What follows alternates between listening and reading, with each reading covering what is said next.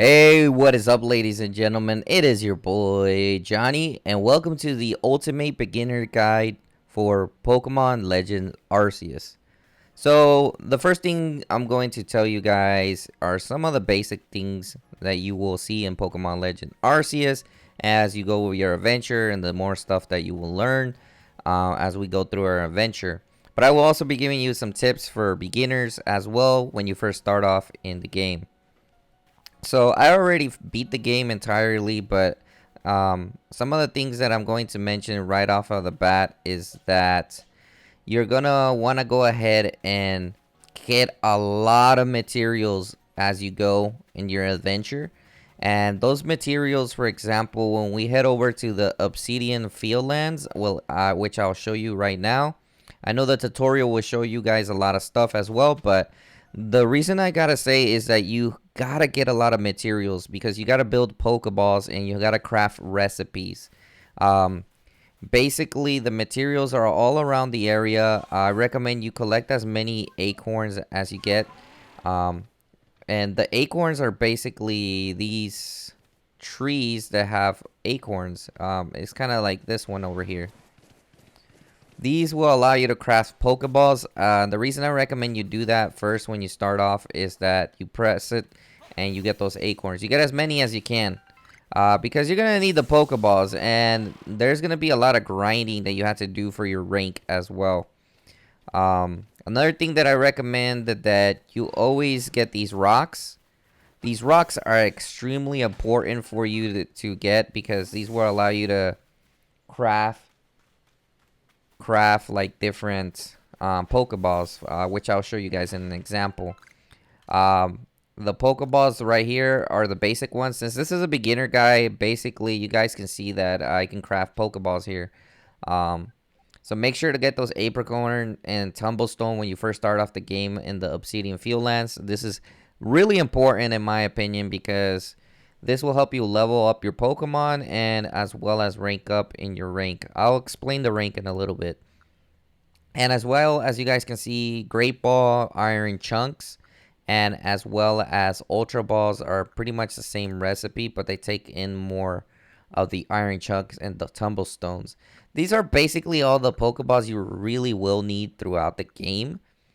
So those are the only ones I recommend for the most part. You can get these as well later on. These are additionals that you can get. They'll either reward them to you or you'll be able to build them as well. So that's one of the first things that I want to mention right off the bat.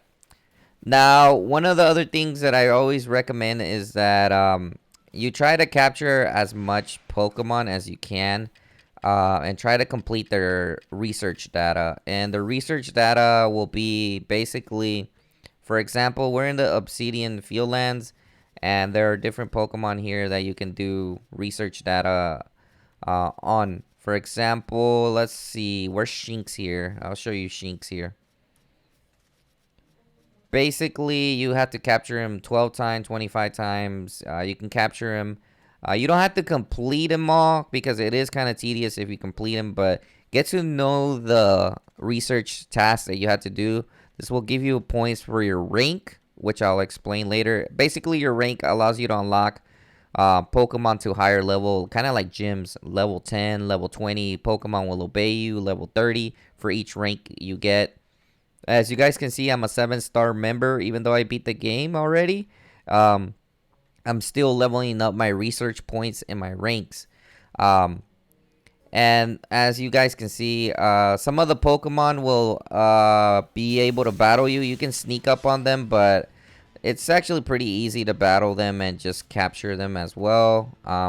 Press X, switch to your Pokeball, and capture them. Whichever Pokeball you have, I recommend you use it. And, oh, I accidentally hit it.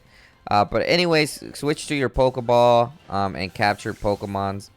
And another tip that I'm going to give you guys is basically when you're in the wild, there's certain Pokemon that want to battle. It's not necessary, but if you want to be more efficient at it, I definitely recommend you sneak up on them. This is in the tutorial section of the game, but there's certain ones that are aggressive that you have to be further away from them. This one is not an aggressive Pokemon, but I'll show you guys what I talking about when they're aggressive Pokemon you approach. Shinx is one of them. Buzzio is one of them as well. They're usually over here. I'm surprised they haven't appeared this time. When I want them to appear, they don't appear for some reason. Beedus are pretty easy to capture. Smaller Pokemon. Okay, there's a Buzzio right there. You can't really approach these Pokemons right off the bat. Like, you can't even alert them. You can't even see them. You gotta literally throw the Pokeball far away. Like, from that far away. And you will become better at it when you're throwing the Pokeball far away as you get used to the system. It's kind of weird at first, but, you know, you get used to it and then it becomes really fun. Yeah. Alright, so eventually you will get fast travel. For anyone that doesn't know, this is definitely a useful feature. Obviously, if a Pokemon is going to encounter, you won't be able to. Now, this guy will be able to sell you, like, different items, potions. You can unlock this stuff as well. One thing that I had to mention is that you're going to want to do all the merchant missions, which I'll show you guys in a little bit. Alright, and then after you leave the area, you will be able to report your Pokemon to the professor. He will say how many research tasks you did, total Pokemon caught, different Pokemon species caught, Pokemon caught using Backstrike.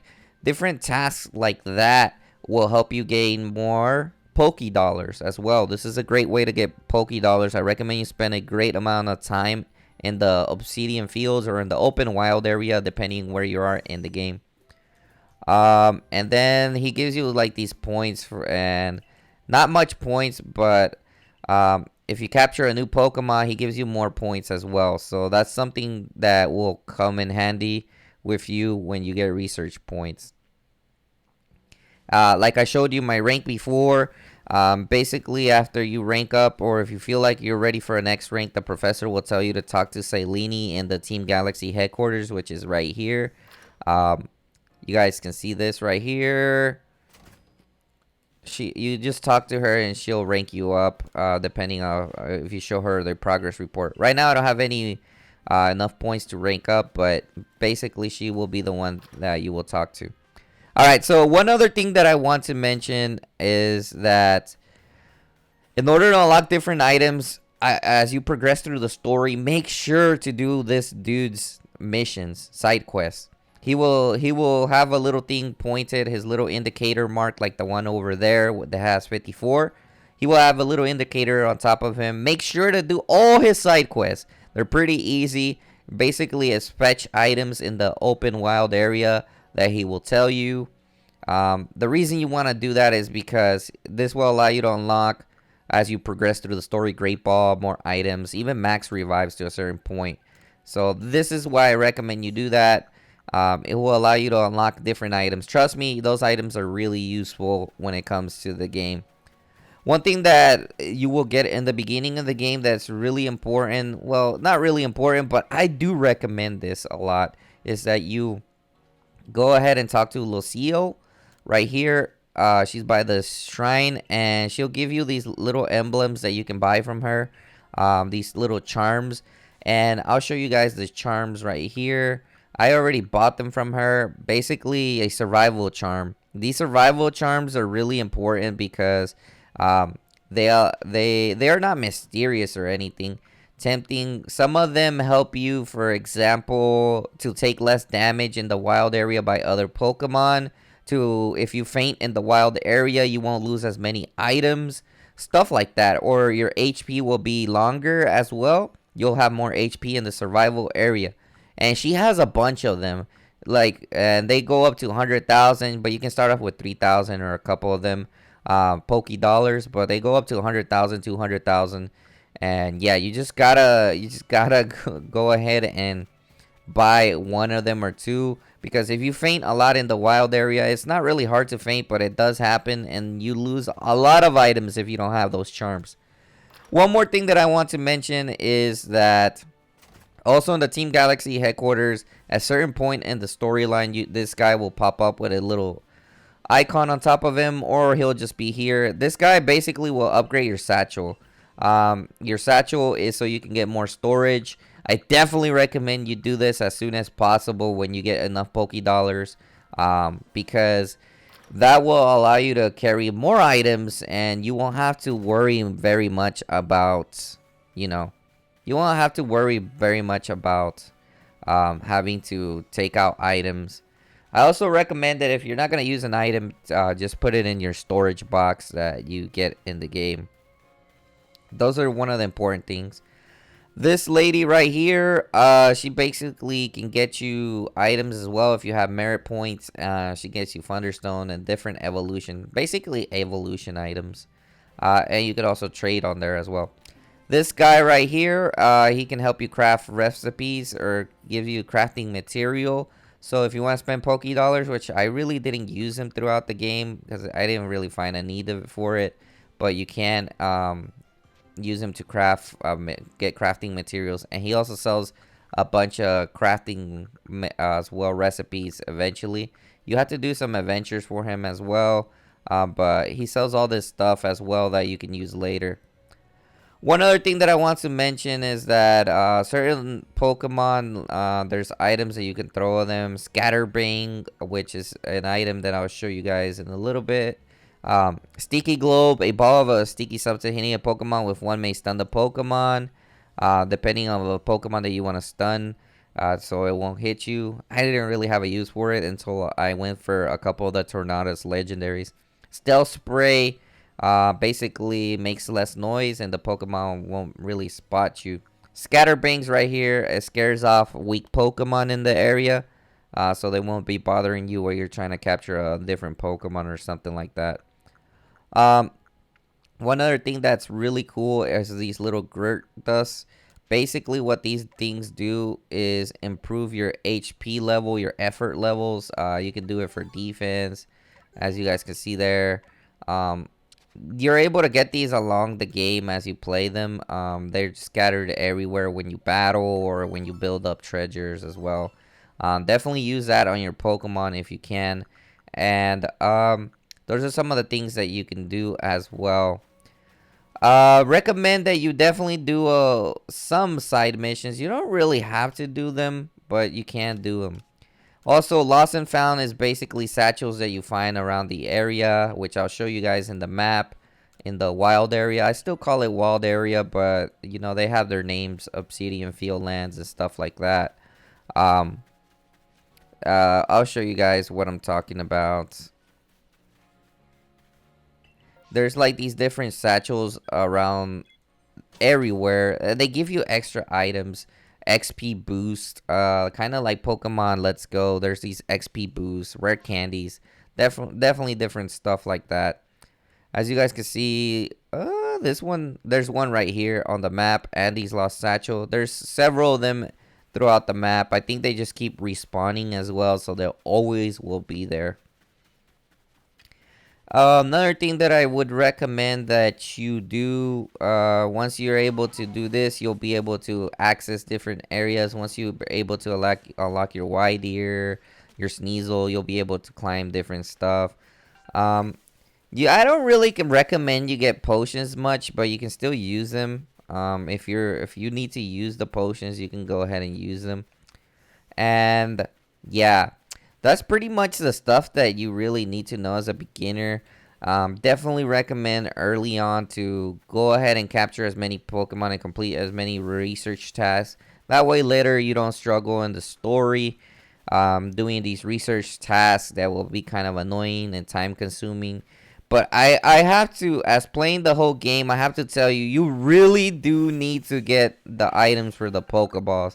Trust me, this is going to be one of the best things you can do early on, because later on you're going to have to grind for that research data, and it's going to be annoying, and you're going to want to capture new Pokemon, because capturing new Pokemon will give you more points so you can progress in the story. And if you don't do that, you're just going to have a hard time. So definitely get a lot of Pokeballs, because there's going to be a lot of capturing Pokemons. Get their materials as much as you can.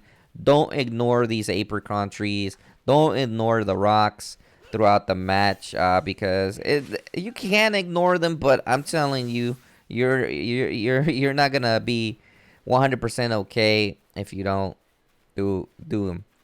Also, one thing I wanted to mention was the side quests. Basically, it's in your map area where you can find the side quests right here. The request is right here. They also offer like a lot of different prizes, little areas and stuff like that. They offer a bunch of stuff that gives you different items. So I mean, do them if you want. They're somewhat important, not the most important thing, but you know they help you progress your story, and help you with your Pokemon as well.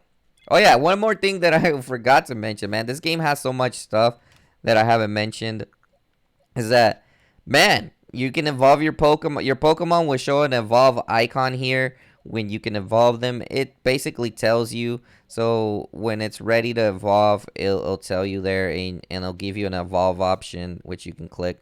But one really cool thing about this game is that you can change the moves from your Pokemon right here. You can literally change the moves here once you reach a certain level, and then you press confirm. For example, this one's going to learn Hydro Pump, and then my move has changed. That is really cool. That is something new in these games that I found were really fascinating. You can also use your forms here later on for your Pokemon, and as well as just change it out if you want to, or you can take it out. That's just the items that you can transform Pokemon and stuff like that.